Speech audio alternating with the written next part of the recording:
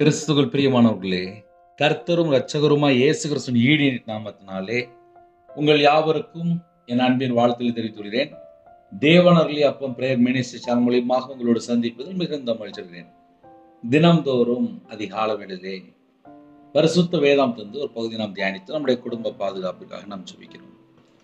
கொலோசியர் 2 அதிகாரம் 8 வசனத்திலே லௌகீக ஞானத்தினாலும் மாயமான தந்திரத்தினாலும் ஒருவனும் உங்களை கொள்ளை கொண்டு போகாதபடிக்கு எச்சரிக்கையாயிருங்கள். அது மனுஷர்களின் பாரம்பரிய நியாயத்தையும் உலக வழிபாடுகளையும் பற்றினதே அல்லாமல் கிறிஸ்துவை பற்றினதல்ல. ஹல்லேலூயா. கிறிஸ்துவில் பிரியமானவர்களே, நிறைய குடும்பத்திலே ஏமாற்றம் சில குடும்பத்தில் இணைந்திருப்பீங்க. புதுசா இன்னைக்கு தான் ஒருவேளை நாங்கள் ஃபர்ஸ்ட் டைம் கேட்குறோம் அப்படின்னா முழு செய்தியை கேளுங்க. கர்த்தருடைய ஆவியான் உங்களோடு பேசுவார். லௌகீக ஞானம், உலக ஞானம். இப்போ சில குடும்பத்தில் என்ன இருக்கு அப்படின்னா உலக ஞானம் இருக்கு. நல்லா படிச்சிருப்பாங்க, நல்ல பெரிய போஸ்ட்ல இருப்பாங்க, லட்ச லட்சமா சம்பளம் வரும், கோடிக்கணக்கில் சொத்து இருக்கும், எல்லாம் இருக்கும். உலக ஞானம் அவங்களுக்கு அதிகமாக இருக்கும். சில குடும்பத்தில் அப்படி இருப்பாங்க. ஆனால் ஆவிக்குரிய ஞானமோ இல்லை ஆவிக்குரிய வாழ்க்கையில் அப்படின்னு கேட்கும்போது அப்படிப்பட்ட காரியங்கள் இருக்காது. அதை நம்ம எப்படி கண்டுபிடிக்கலாம் அப்படின்னா அவர்களுடைய கனிகளினாலே அவங்கள கண்டுபிடிக்கலாம். இப்போ காலையில் 2 விதமான ஜனங்கள் இணைந்திருப்பீங்க. 2 விதமான ஜனங்கள் அப்படின்னா என்ன அர்த்தம் அப்படின்னா ஆவிக்குரிய பிள்ளைகளும் இணைந்திருப்பீங்க, உலகத்தில் உள்ள நிறைய காரியத்திலே அடிமையா இருப்பாங்க, அவங்களும் இணைந்திருக்கிறீங்க. இது போக எனக்கு இயேசு கிறிஸ்து ரொம்ப பிடிக்கும், நானும் காலையில் இணைந்து ஜெபிக்க போறேன் அப்படின்னு ஒரு குடும்பம் இணைந்திருக்கும். அப்போ ஆன்லைன் மூலியமா பலவிதமான ஜனங்கள் இணைந்திருப்பீங்க. லௌகீக ஞானம், உலக ஞானம், மாயமான தந்திரம். இப்போ ஒரு குடும்பத்திலே ஜனங்களை எப்படி ஏமாத்துறாங்க?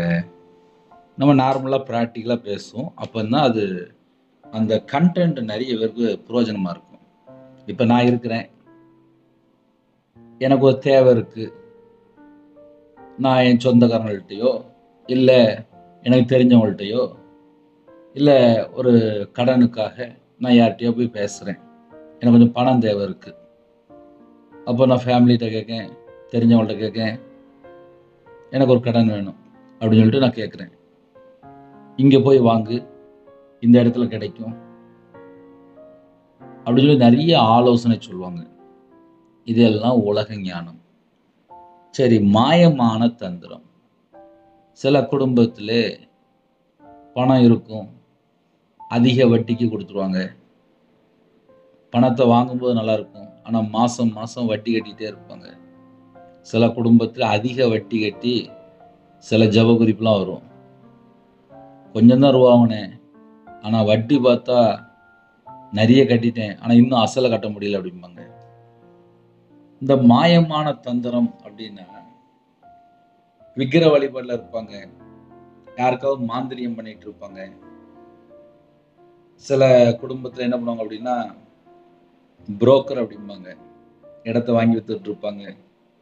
அதில் நிறைய பொய் சொல்லி தந்திரமாக வித்துட்டு இருப்பாங்க. உண்மையை சொல்லி விற்கிறவங்க இருக்கிறாங்க, பொய் சொல்லி விற்கிறவங்க இருக்காங்க. 2 விதமான ஜனங்கள் இருப்பாங்க. எப்போதுமே உலகத்தில் 2 விதமான ஜனங்கள் இருப்பாங்க. நல்லவங்களும் இருப்பாங்க, கெட்டவங்களும் இருப்பாங்க. துன்மார்க்கனும் இருப்பான், நீதிமானும் இருப்பான். விசுவாசியும் இருப்பான், அவிசுவாசியும் இருப்பான். பரிசுத்தமாக வாழ்றவனும் இருப்பான், அசுத்தமாக வாழ்றவனும் இருப்பான். அப்போ கடைசி காலத்தில் 2 விதமான ஜனங்கள் இருப்பாங்க. உலக ஞானம் இருக்கு, தேவ ஞானம் இருக்கு. மாயமான தந்திரம் இருக்கு, உண்மையா வாழ்றவங்க இருக்கிறாங்க. அப்ப அந்த 2 விதமான ஜனங்கள் உலகத்துக்குள்ள இருக்கு. இப்ப இந்த செய்தி நீங்க கேட்கலாம், ஒருவேளை உங்களுக்கு உலக ஞானம் இருக்கலாம். சில குடும்பத்துல இந்த மாயமான தந்திரத்துல தான் மெசேஜ் நிறைய இருக்கு. ஏன்னா அம்மா அப்பாவுக்கு தெரியாம தந்திரமா யார்கிட்டயோ ஃபோன் பேசிட்டு இருப்பாங்க. சில குடும்பத்திலே மனைவிக்கு தெரியாம யார்கிட்டயோ ஃபோன் பேசிட்டு இருப்பாங்க. சில குடும்பத்திலே வயசா இருக்கும். ஆனாலும் சில பாவ அடிமையில வாழ்ந்துட்டு இருப்பாங்க. பாவ அடிமை அப்படின்னா விபச்சார அடிமை, வேசித்தனம், துரிச்சை, காம விகாரம், மோக இச்சை, அசுத்தம், அருவருப்பு, இப்படி துன்மார்க்கமா வாழ்ந்துட்டு இருப்பாங்க. ஆனா வெளியில பார்த்தா நல்லவங்க, ஆனா இருதயத்துல பார்த்தா கேடான இருதயம். இப்ப இன்னைக்கு காலையில செய்தி என்ன பிரதர் அப்படின்னா, மாயமான தந்திரம் அப்படின்னா இதெல்லாம் உள்ள கிடக்கும்.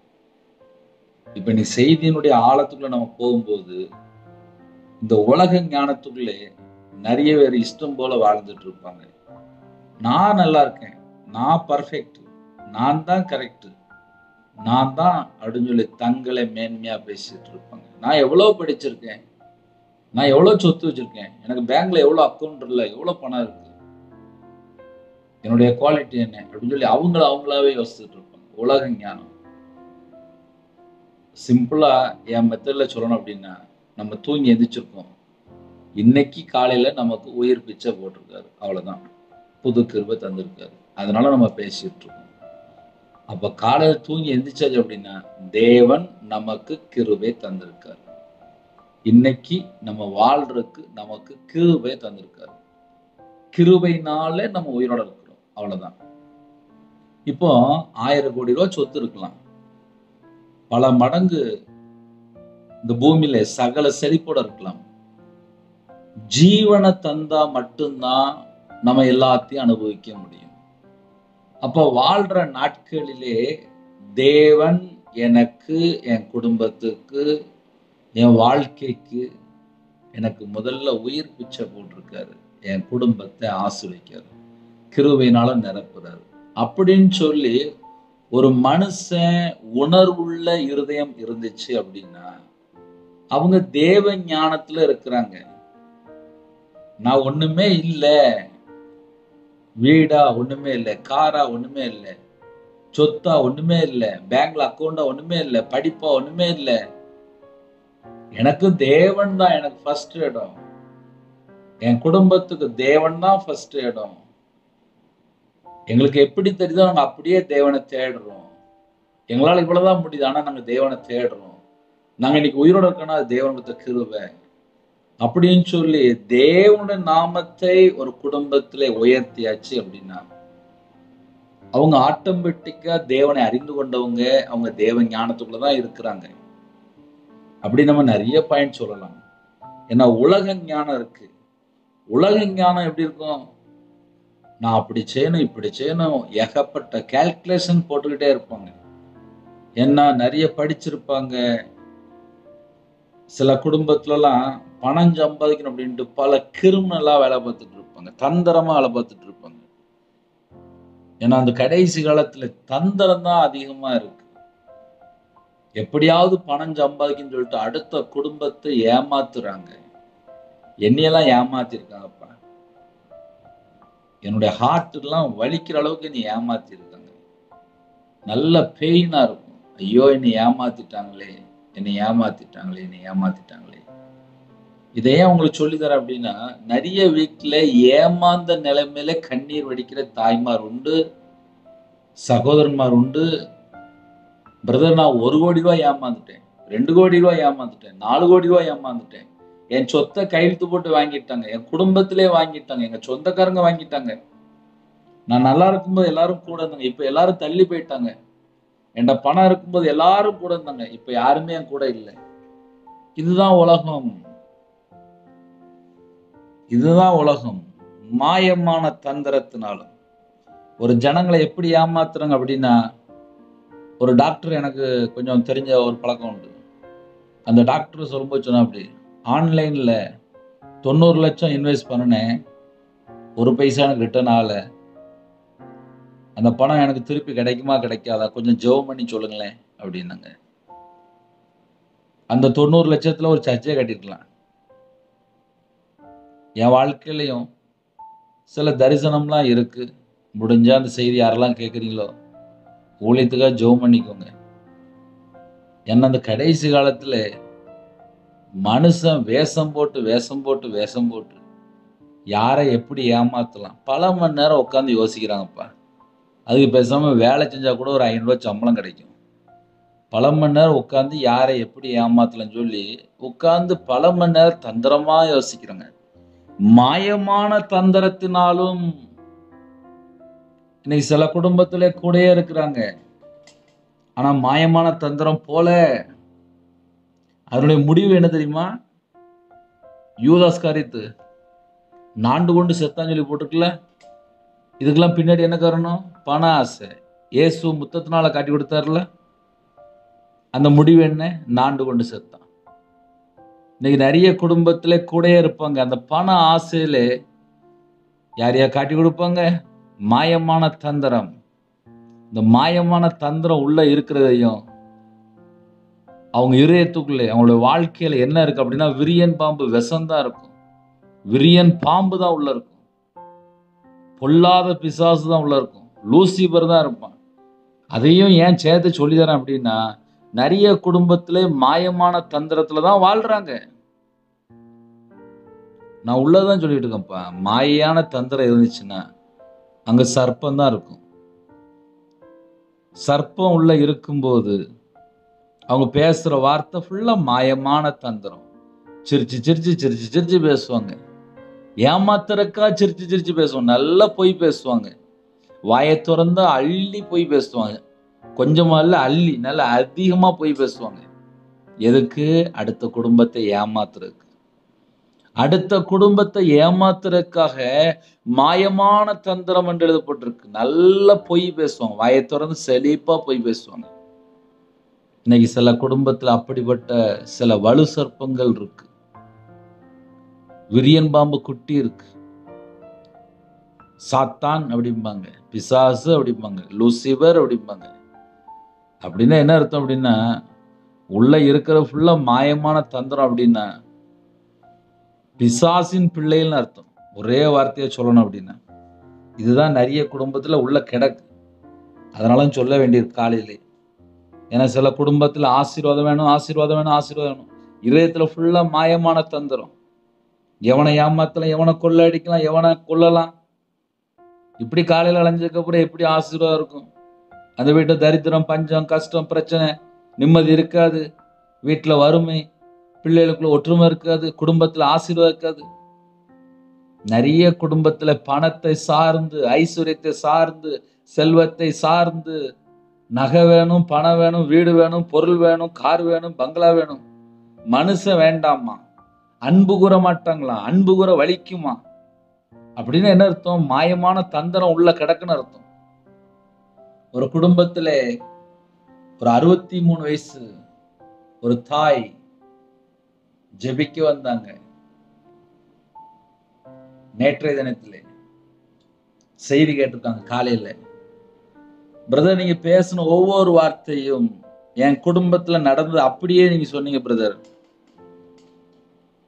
நான் இப்போ ஒரு வீட்டுக்குள்ள ஒத்திகை எடுத்திருக்கேன். எனக்கு ஒரே ஒரு பையன், 2 பேரன், கணவர் இல்ல, நான் ஒரு விதவை. வீட்டுல தனிமை. லாஸ்ட் பார்த்தேன், வீட்டுல இருக்க முடியல. ஏன்னா பிள்ளைகள் பேசல, மருமக பேசல. வீட்டுல ஒரு ரூம்ல வாழ்ந்து வாழ்ந்து பார்த்தேன், என்னால முடியல. லாஸ்ட் இப்ப வேற இடத்துக்கு வந்துட்டேன். இப்ப நான் என் வீட்டுல இல்ல, ஒத்திக்கு ஒரு வீடு எடுத்து வந்துட்டேன். என் வாழ்க்கையில கண்ணீர் அப்படின்னாங்க. அம்மா, உங்களுக்கு நான் இருக்கம்மா, என்னை உங்க பையனா நினைச்சுக்கோங்கம்மா அப்படின்னு. இன்னைக்கு பாசமா பேசுறதுக்கு பையன் இல்ல, பாசமா பேசுறதுக்கு பிள்ளைகள் இல்ல. ஆனா உயிரோட தான் இருக்கு, உயிரோட தான் இருக்கு. ஆனா அம்மா அப்பாட்ட பேச வலிக்கு. சில வீட்டுல மனைவிட்ட பேச வலிக்கு, சில வீட்டுல புருஷன்ட்ட பேச வலிக்கு. என்ன காரணம்? இதயத்துக்குள்ள ஒரு கசப்பு, மன்னிக்கிற சுபாவம் இல்ல. இதுதான்ப்பா உண்மை. நான் சாதாரணமா பேசிட்டு இருக்கேன். நார்மலா நம்ம வாழ்க்கை முறை, நம்மளுடைய அன்றாட வாழ்க்கை அன்பு கூற வலிக்கு, அன்பு கூற முடியல. ஏன்னா இருதயம் ஃபுல்லா பொல்லாப்புனால நிரம்பி இருக்கு. அதுக்கு பேர் தான் என்னன்னா தந்திரம். மாயமான தந்திரம். நான் ஏன் மன்னிக்கணும், நான் ஏன் அன்பு கூறணும், நான் என்ன செஞ்சேன்? பைபிள் என்ன போட்டிருக்கு? சத்துருக்களை சிநேகிங்கள். இன்னைக்கு எங்க போச்சு? சத்துருக்களை சிநேகிக்கணுமா? சத்துருக்களை சிநேகிக்கணும். எப்படி சிநேகிக்க முடியும்? இதயத்துல கசப்பு இருக்கு, வெறுப்பு இருக்கு, பகை இருக்கு, பொறாமை இருக்கு. எல்லாம் தந்திரம் தான். உள்ள கிடக்க ஃபுல்லா தந்திரம், மாயமான தந்திரம். லௌகீக ஞானம், மாயமான தந்திரம். ஒருவனும் உங்களை கொள்ளை கொண்டு போகாதபடிக்கு எச்சரிக்கையாருங்கள். கொள்ளை கொண்டு போகாதபடிக்கு எச்சரிக்கை அப்படின்னா என்ன அர்த்தம்? அப்படின்னா நேர பாதாளத்துக்கு போயிடுவாங்கன்னு அர்த்தம். ஒரே வார்த்தையை சொல்லணும் அப்படின்னா. ஏன்னா அப்படி சொன்னாலும் புரியும். இந்த பிசாசு வந்துச்சுன்னா என்ன செய்யும் அப்படின்னா, அவங்க பக்கம் திருப்பி திருப்பி திருப்பி திருப்பி நேர பாதாளத்துக்கு கொண்டு போயிடும். இப்ப நிறைய குடும்பத்துல என்ன ஃபால்ட் அப்படின்னு சொல்லி பார்க்கும்போது, கையில பைபிள் எடுத்து வாசிக்க மாட்டாங்க, முழங்கால் போட்டு ஜெபம் பண்ண மாட்டாங்க, தேவனை தேட மாட்டாங்க, கர்த்தருக்கு பிரியமானபடி வாழ மாட்டாங்க. ஆனா நான் செய்து கரெக்ட், நான் கரெக்ட், நான் கரெக்ட், நான் கரெக்ட். என்ன கரெக்ட்? தேவனுக்கு முன்பாக ஒருவனும் நீதிமான் அல்ல, எல்லாரும் பாவம் செய்து ஏகமாய் கெட்டு போனார்கள். கெட்டு போன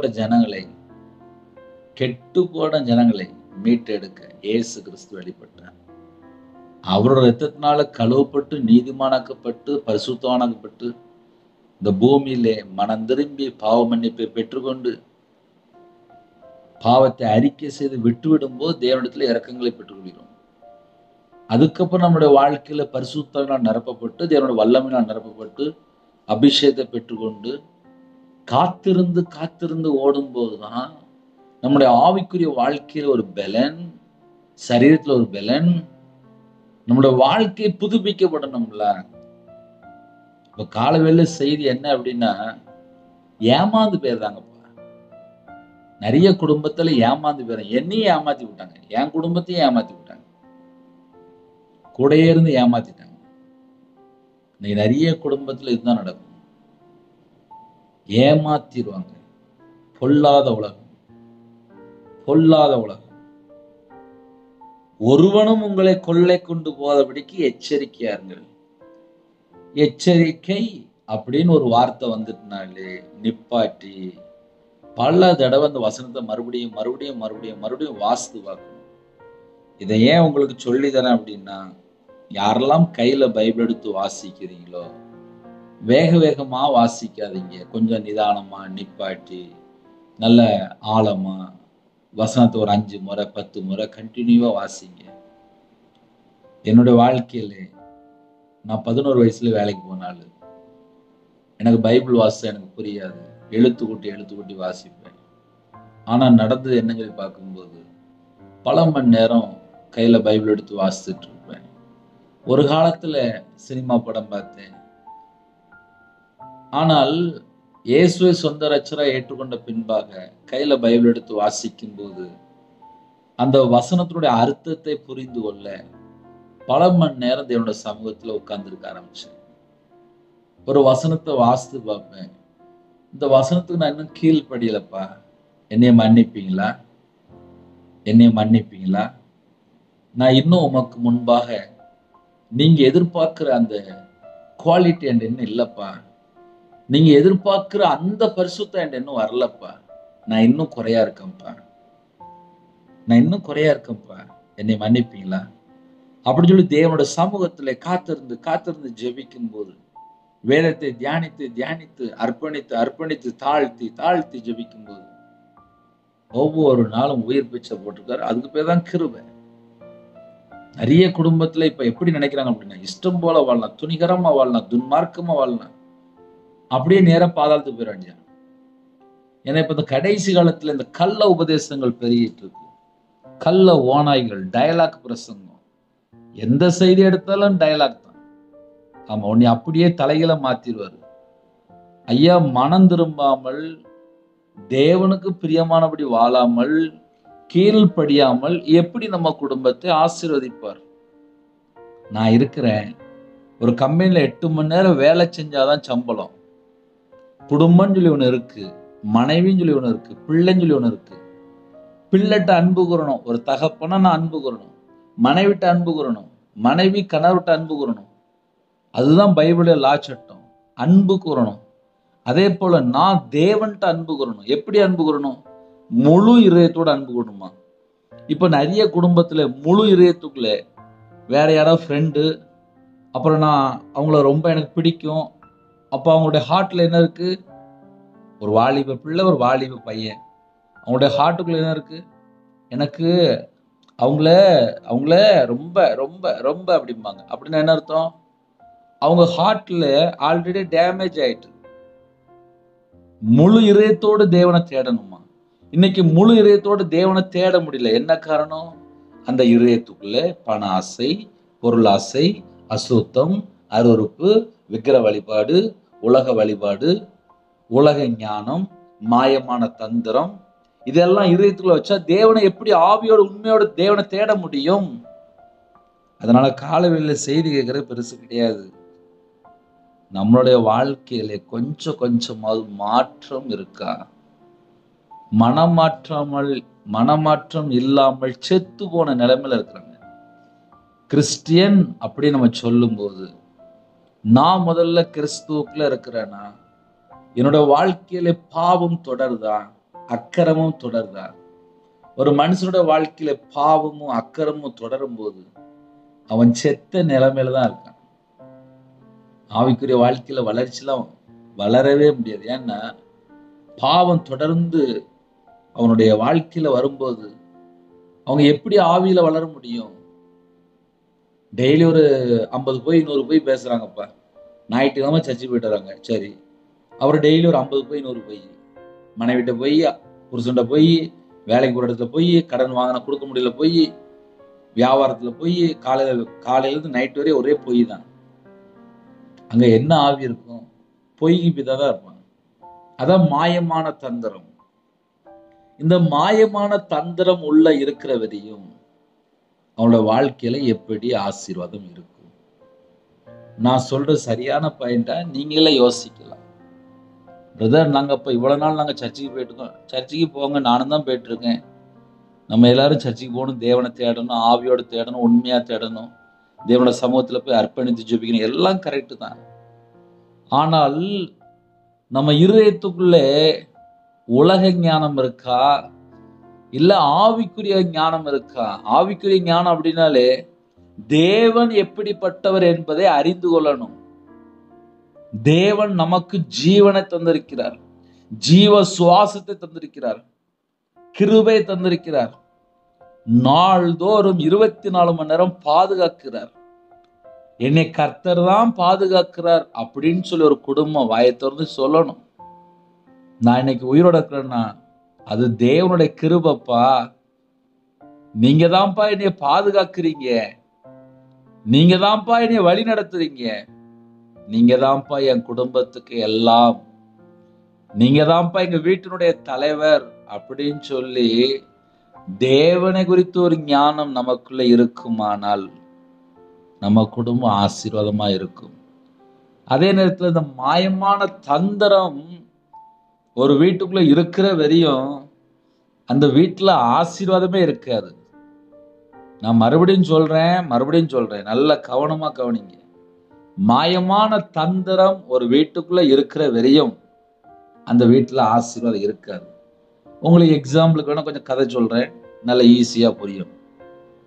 ஒரு வாலிப பையன் 5 மணி நேரம் 6 மணி நேரம் செல்போன்ல தேவையில்லாத ஃப்ரெண்டுகிட்ட அம்மாவுக்கு தெரியாம அப்பாவுக்கு தெரியாம பல மணி நேரம் பேசிட்டு இருக்கான். இன்னொரு வீட்டுல வாலிப மகள் அம்மா அப்பாவுக்கு தெரியாம பல மணி நேரம் பேசிட்டு இருக்கான். இது கடைசியில எங்க போய் முடியும்? ஒண்ணு அசுத்தத்துக்குள்ள போய் முடியும், இல்ல அருவருப்புக்குள்ள போய் முடியும், இல்ல விக்கிரத்துல போய் முடியும், இல்ல விபச்சாரத்துல போய் முடிஞ்சிடும். இப்படி ஒரு குடும்பத்துல இந்த மாயமான தந்திரம் இருக்கும்போது வசனம் தெளிவா எழுதப்பட்டிருக்கு, ஒருவனும் உங்களை கொள்ளை கொண்டு போகாதபடிக்கு எச்சரிக்கையா இருங்கள். ஐயா ஏமாத்திட்டு தூக்கிட்டு போயிருவாங்க அப்படிங்கிறார். அப்படின்னா என்ன அர்த்தம் அப்படின்னா, 24 மணி நேரமும் தேவனோடு தொடர்புல இருந்தால் நம்மளை யாரும் ஏமாற்ற முடியாது. இன்னைக்கு செல்போன்ல 12 மணி நேரம், 15 மணி நேரம், 18 மணி நேரம் எத்தனையோ குடும்பத்துல மூழ்கி கிடக்குறாங்க. அவங்களுடைய ஹார்ட் ஃபுல்லா எதுல இருக்கு அப்படின்னா செல்போனோடு இணைந்திருக்கிறது. செல்போன்ல சார்ஜ் இல்லைன்னா இவங்க ஃபீல் பண்றாங்க. செல்போன் செத்து போயிட்டு அப்படின்னா இவங்க செத்து போயிடும் உங்களுக்கு. இப்ப அப்படி அந்த அளவுக்கு போயிட்டாங்க. செல்போன்ல தேவையில்லாத வீடியோ, தேவையில்லாத வெப்சைட்டு, தேவையில்லாமல் எத்தனையோ போன் கால், தேவையில்லாத நபரு, அதுல இன்ஸ்டாகிராம்ங்கிறாங்க, ஃபேஸ்புக்குங்கிறாங்க, என்னெல்லாமோ ஆப் இருக்குங்கிறாங்க. நமக்கு தெரியாது. ஒவ்வொரு ஆப்லயும் போய் பல மணி நேரம் உள்ள உட்கார்ந்து நேரத்தை வேஸ்ட் பண்ணும்போது முதல்ல கண்ணு கெட்டு போயிரும். லாஸ்ட் உலக ஞானத்துல போய் சிக்கி கொள்வாங்க. உலக ஞானம் என்ன? லௌகிக ஞானம். இந்த உலக ஞானத்துல போய் சிக்கி கொள்ளும் போது அப்புறம் அவங்களோட வாழ்க்கையில அவங்க ஒரு கால்குலேஷன் போடுவாங்க. அந்த லௌகிக ஞானத்துல அது ஃபுல்லா ஏமாத்திட்டு இருக்கும். உலக அறிவு, ஏமாற்றும் தத்துவ ஞானம் என்று எழுதப்பட்டிருக்கு. லௌகிக ஞானம் அப்படின்னா என்ன சொல்லி பார்க்கும்போது ஏமாற்றும் தத்துவ ஞானம். ஏமாற்றும் தத்துவ ஞானம், உலக ஞானம். இன்னைக்கு நிறைய குடும்பத்துல எதுல சிக்கி கொள்றாங்க? இந்த லௌகிக ஞானத்துல தான் சிக்கி கொள்றாங்க. மாயமான தந்திரம். தந்திரம் அப்படின்னாலே அங்க சர்ப்பம் தான். மாயமான தந்திரம் அப்படின்னா அதிகமா ஏமாத்திட்டு இருப்பாங்க. இப்போ நமக்கு சில குடும்பத்துல பழகும் போது தெரியும்பா. நான் உங்களுக்கு அழகா சொல்லி தரேன். ஆமா, நல்ல கதை கேட்குறீங்களா? காலையில சில குடும்பத்துல கூட இருக்கிற ஃப்ரெண்டு வந்து தப்பான ஃப்ரெண்டுன்னு சொல்லி தெரியும். இவன் சரியில்லை, இந்த பிள்ளை சரியில்லை, இவங்களுடைய கேரக்டர் சரியில்லை, இவங்களோட சுபாவம் சரியில்லை, இவங்க கெட்ட வார்த்தை பேசுறாங்க, இவங்க சிகரெட் அடிக்கிறாங்க, தண்ணி அடிக்கிறாங்க, இவங்க ஒரு விபச்சார அடிமையில் இருக்காங்க அப்படின்னு சொல்லி சில குடும்பத்துக்கு நல்லா தெரியும். ஆனா இவங்க யார்கிட்ட பழகுவாங்க? மறுபடியும் அதே நபர்கிட்ட தான் பழகுவாங்க. அப்படின்னா என்ன ஆகும் அப்படின்னா அவங்க போற வழி தப்பான வழி. இவங்க அவங்க கூட சேர்ந்து பழகி வம்பா போய், அதான் வசனம் அழகா போட்டுருக்கு, ஒருவனும் உங்களை கொள்ளை கொண்டு போகாதபடிக்கு எச்சரிக்கையாயிருங்கள். நம்ம பழகிற ஒரு நபர் வசனத்தின்படி அவங்களுடைய வாழ்க்கை இருக்குமானால், கனி உள்ள ஒரு வாழ்க்கை இருக்குமானால் அவங்களும் பரலோகத்துக்கு போவாங்க, நம்மளும் பரலோகத்துக்கு போகலாம். அதுக்கு ஆப்போசிட் என்னன்னா, அவன் பாதாளத்துக்கு போறான்னா நம்மளையும் பாதாளத்துக்கு இழுத்து கொண்டு போயிடக்கூடாது. அப்ப நம்ம பழகிற ஒரு நபர், ஒரு குடும்பம், அவங்க தேவனால் அபிஷேகம் பண்ணப்பட்டு தேவ ஞானத்துல இருக்கும்போது, தந்திரம் இல்லாமல் உண்மையான ஒரு வாழ்க்கை இருக்கும்போது அவங்களும் நல்லா இருப்பாங்க, நம்மளும் நல்லா இருப்போம். இப்ப என் வாழ்க்கையிலே நான் கர்த்தரை விட்டு தள்ளி போய் வாழ்ந்து நான் கையில பைபிள் எடுத்து வாசிக்கும் போது என்ன தெரியுமா வேதனைப்பட்டேன்? ஐயோ, என் வாழ்க்கையில் இத்தனை வருஷம் வம்பா போயிட்டு கையில பைபிள் எடுத்து வாசிக்காம வாழ்ந்துட்டேனே, இவ்வளவு அர்த்தம் இருக்கா? செல்போன்லயும் படம் பார்க்கறதுலயும் நாடகம் பார்க்கறதுலயும் என் வாழ்க்கையில லைஃபை வேஸ்ட் பண்ணிட்டேனே. தேவனுக்கு முன்பா நான் எப்படி நிற்க முடியும்? என் பாவத்தை மன்னிப்பீங்களாப்பா? என் அக்கிரமத்தை மன்னிப்பீங்களாப்பா? நான் இப்படிதான்ப்பா ஜெபிக்க ஆரம்பிச்சேன். ஏன்னா எனக்கும் ரொம்ப ஜெபிக்க தெரியாது. நானும் சராசரி ஒரு மனுஷனா தேவனுடைய சமூகத்தில் கண்ணீரோடு, அப்பா பைபிளில் இவ்வளோ வசனம் போட்டுக்குப்பா, நான் வியாபாரத்தில் இருக்கும்போது நிறைய கடன் வாங்கிட்டேன், மனைவி தெரியாமல் வாங்கிட்டேன், தந்திரமாக வாழ்ந்துட்டேன், ஏமாந்துட்டேன்ப்பா, என்னை ஏமாத்திட்டாங்கப்பா, என்னை ஏமாத்திட்டாங்கப்பா, தேவனோட சமூகத்தில் அர்ப்பணிச்சிட்டேன். அவ்வளோதான். இன்னைக்கு நிறைய குடும்பத்தில் ஏமாற்றம். எப்படி ஏமாத்துறாங்க? யார் ஏமாத்துறா? எந்த வகையில் நம்மளை ஏமாத்துறாங்க அப்படின்னு சொல்லி பார்க்கும்போது, அதிகமான கடன் வாங்கி சில குடும்பத்தில் வட்டி கட்டிட்டு கிடக்காங்க ஒரு பக்கம். சில குடும்பத்தில் சொந்தக்காரங்க மூலியமா ஏமாற்றம். வெளியில வேலைக்கு போன இடத்துல, படிக்க போன இடத்துல, ஸ்கூலுக்கு போன இடத்துல, காலேஜ் போற இடத்துல, வேற ஊர்ல தங்கி இருப்பாங்க. அவங்க கூட இருக்கிறவங்க ஏதோ ஒரு காரியத்துல ஏமாற்றம். லாஸ்ட் என்னன்னு சொல்லி பார்க்கும்போது, நல்ல ஆழமா, நல்லா என்னன்னு சொல்லி பார்க்கும்போது, நீங்களே யோசித்து பார்க்கலாம். உலக ஞானம். அவங்கள்ட்ட போய் பல மணி நேரத்தை வேஸ்ட் பண்ணியிருப்பாங்க. அவங்க பார்த்தா நாங்க அப்படி அப்படிம்பாங்க. உலக ஞானத்தை பத்தி நல்லா பெருசா பேசிட்டு இருப்பாங்க. இப்போ செல்போன்ல நிறைய வீடியோ பார்க்குறாங்க. செல்போன்ல பல மணி நேரம் நம்ம எல்லாரும் சேர்ந்து, ஏன் நம்ம எல்லாரும் சேர்ந்து அப்படின்னா, யாரெல்லாம் செல்போனை கையில் வச்சிருக்காங்களோ அதுல எவ்வளவு நேரம் என்ன தேவையில்லாம வேஸ்ட் வீடியோ பார்க்குறோம். உலக ஞானம் பயங்கரமா பேசிட்டு இருப்பாங்க. நம்மளை பரலோகத்துக்கு கொண்டு சேர்க்குமா? ஒரு கேள்வி. ரெண்டாவது, மாயமான தந்திரத்தினாலே நீங்க இப்படி செஞ்சா அப்படி ஆயிரலாம், அப்படி செஞ்சா அப்படி ஆயிரலாம், அப்படி செஞ்சா அப்படி ஆயிரலாம். சிம்பிளா ஒன்று சொல்றேனே, என் கூட இயேசு கிறிஸ்து 24 மணி நேரம் இருந்தா மட்டும்தான் ஒவ்வொரு நாள் வாழ்க்கை இன்பமாக, மன மகிழ்ச்சியாக, சந்தோஷமாக இருக்கும். உங்க கூட இயேசு கிறிஸ்து இருந்தால் மட்டும்தான் இந்த நாள் ஆசீர்வாதமாக இருக்கும். இன்றைய தினம் சமாதானமா இருக்கணும் அப்படின்னா உங்க கூட கர்த்தர் வரணும். நீங்க கர்த்தருடைய பிள்ளையா இருக்கணும். நம்ம வெளிச்சத்தின் பிள்ளையா இருக்கணும்.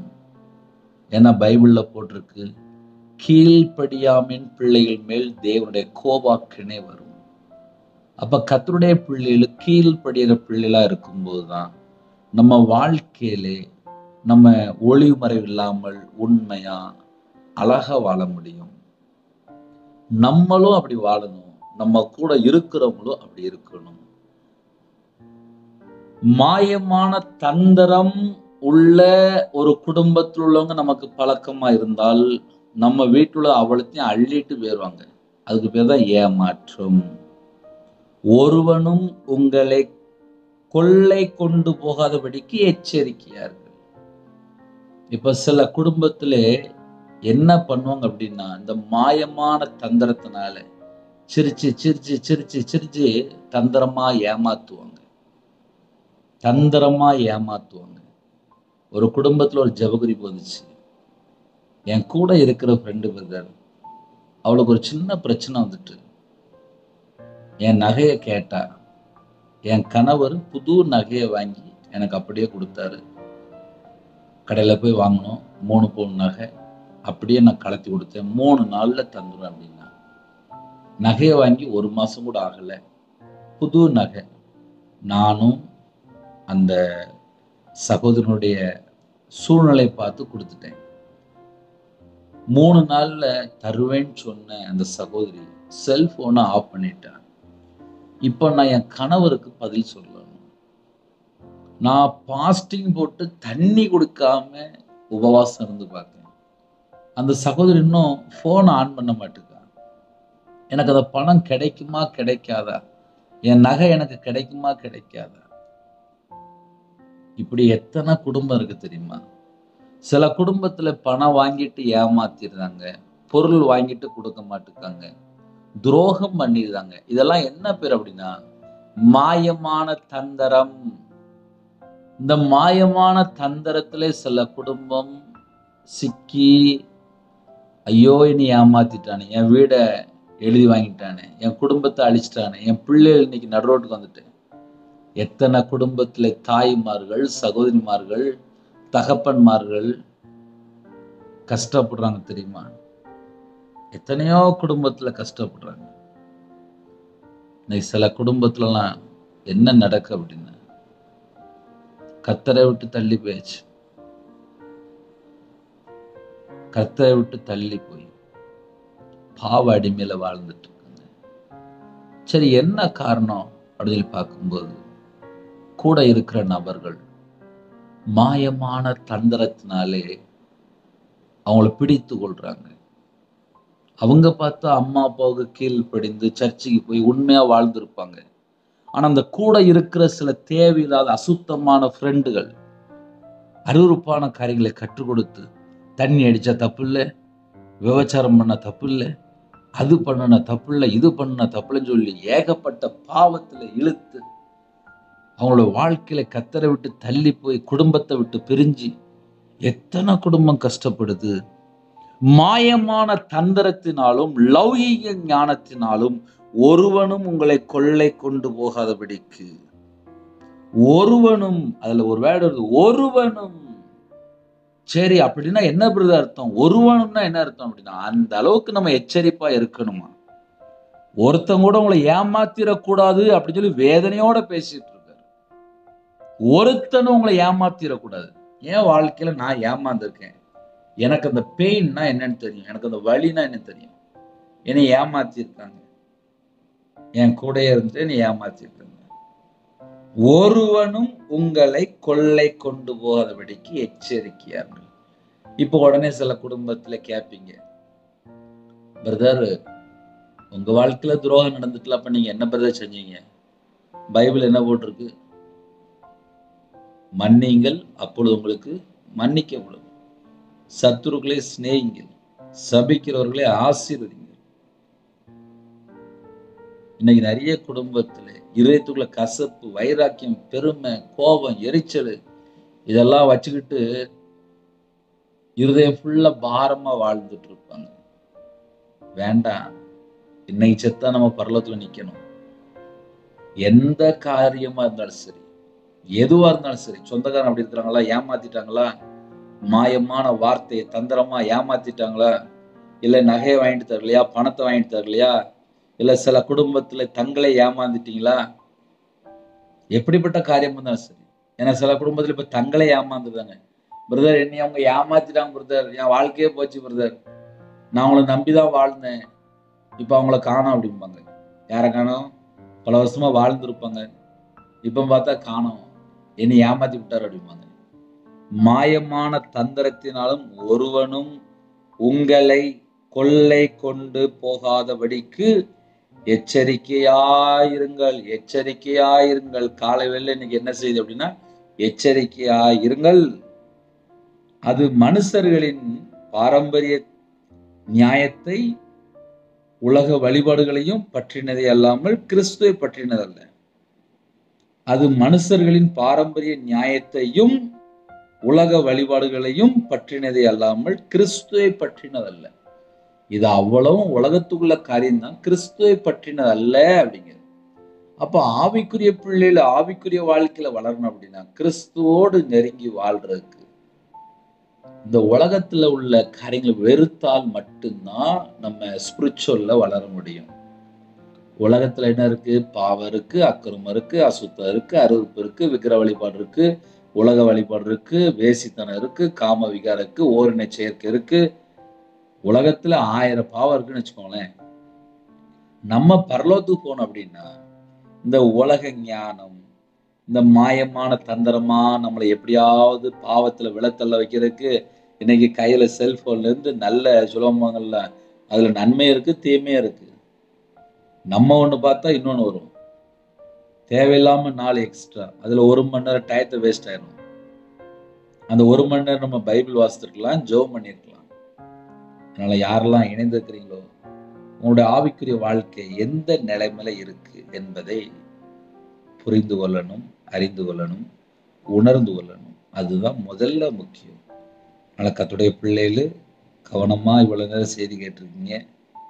ஒரு சின்ன ஜெபம் பண்ணி முடிச்சிருவோம். காலை வேளையிலே கர்த்தருடைய பிள்ளைகளுக்கு இந்த செய்தி ஆசீர்வாதமா இருந்துச்சு அப்படின்னா, என் பேர் ரவிராஜ், தேவனர்லி அப்போ மினி சேனலுக்காக ஜெபித்து கொள்ளுங்கள். 1 நிமிடமாவது.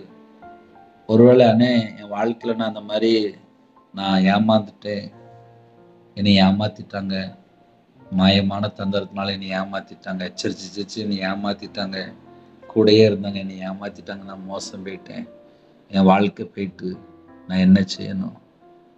இப்படிப்பட்ட ஏதாவது சூழ்நிலை இருக்கா? தேவனோட சமூகத்தில் அர்ப்பணிங்க, ஜெபிங்க. கர்த்தர் மாற்றி தருவார். ஏன்னா என்னோட வாழ்க்கையில் நான் ஏமாந்துருக்கேன், என்னை ஏமாத்திருக்காங்க, கூடயே இருந்து சிரிச்சு ஏமாத்திருக்காங்க. ஆனால் ஒரு நாள் நம்ம உயிரோட இருக்கணும் அப்படின்னா அது தேவனுடைய கிருபை. நம்ம வாழ்றதே தேவனுடைய கிருபையில் தான். அதனால இந்த உலகத்திலே வேஷம் போடுற மனுஷனை விட்டுட்டு கர்த்தரை பற்றி கொள்வோம். கர்த்தர் தான் நமக்கு ஜீவனும் தீர்க்காயுசுமானவர். புதிய நாளுக்காக ஜெபிப்போமா? கண்களை மூடி நாம் ஜெபம் செய்வோம். அன்பின் கர்த்தாவே, உண்மை நன்றியோடு துதிக்கிறோம், சொல்கிறோம்ப்பா. உங்கள் கரத்தில் அர்ப்பணிக்கிறோம்ப்பா. எங்களுக்கு என்ன வேணும், என்ன தேவை உமக்கு தெரியும். இவ்வளோ நேரம் பொறுமையாக கேட்டாங்க. குடும்பத்தை ஆசிரிங்க, புது கிருபையால் நிரப்புங்க, ஜெப விஷயத்தில் நிரப்புங்க, கல்வாரி அன்பினால் நிரப்புங்க. உங்களுடைய தலைமுறையால் தொட்டு சுகமாக்கித்தாங்க. யாரெல்லாம் தாழ்த்துறோம் எல்லா குடும்பமும் ஆசீர்வதிக்கப்படட்டும். பிறந்த நாள் கொண்டாடுறாங்க, திருநாள் கொண்டாடுறாங்க. அவங்களோட வாழ்க்கையில இந்த வருஷத்துல ஒரு செழிப்பை கட்டளிடுங்க, ஆசீர்வாதத்தை கட்டளிடுங்க. கர்த்தருடைய கரம் பிள்ளைகளோட கூட இருக்கட்டும். கற்பனை ஜெபிக்கிறாங்க, கர்த்தர் மனம் இறங்க.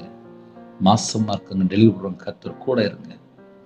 பிள்ளைகளோட வாழ்க்கையில திருமண வயசு தாண்டுது, ஏற்ற துணையை தாங்க. திருமணம் முடிஞ்சதுக்கு அப்புறம் நிறைய குழப்பங்கள், பிரச்சனைகள், போராட்டங்கள், இது எல்லாவற்றையும் கர்த்தர் மாற்றித்தாங்க. இந்த நாளுக்காக யாரெல்லாம் ஜெபிக்கிறானோ அவங்களுடைய தேவையிலெல்லாம் சந்திங்க. வெளியில புறப்படுறாங்க, முன்னும் பின்னுமா தேவ தூதர் கூட இருங்க. நிறைய காரியத்தில் தடைகளை நீக்கித்தாங்க. கடன் பிரச்சனை, உபத்திரத்தை எல்லாம் மாற்றிடுங்க. கண்ணீரோடு ஜெபிக்கிறோம், பிரச்சனையோடு ஜெபிக்கிறோம். போராட்டத்தோடு இருக்காங்க. வயசாயிட்டு பலவீனம், சோர்வு, விதவையா இருக்காங்க, திக்கற்ற பிள்ளை இருக்காங்க, முதியோரத்தில் இருக்காங்க, அனாதையா இருக்காங்க. எல்லா குடும்பத்துக்கு கர்த்தர் சந்திங்க. பலவீனத்தோடு படுத்த படுக்கையில் கடைசி தருவாயில் இருக்காங்க. கர்த்தர் அந்த நாளும் ஜீவனை கட்டிடுங்க, தீர்காயுசை கட்டிடுங்க. கர்த்தருடைய கரத்தில் அர்ப்பணிக்கிறோம். எல்லா குடும்பத்தையும் கர்த்தர் பொறுப்படுத்துவாங்க. கர்த்தருடைய நாமம் மட்டும் மகிமைப்படுவதாக.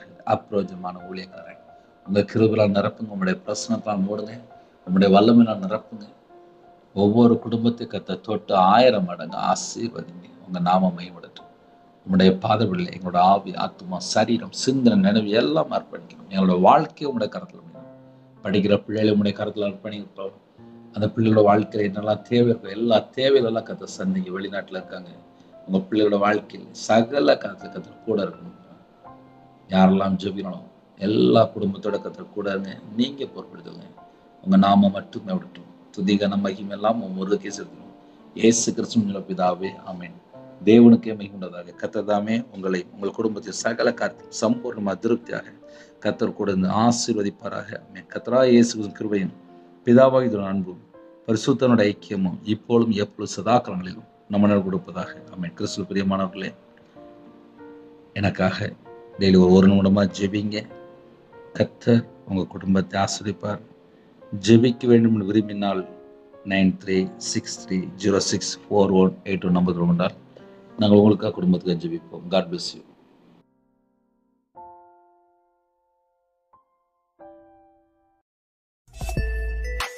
Thanks for watching. Please subscribe our channel. Click the like and share. Click the bell. God bless you.